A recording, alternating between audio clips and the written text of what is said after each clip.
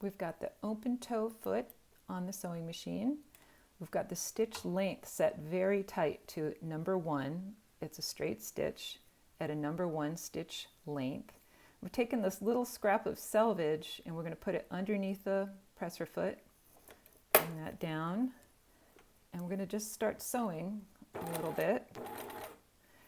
Now we're taking the bird belly and the bird body. We're putting tail to tail together, right sides together.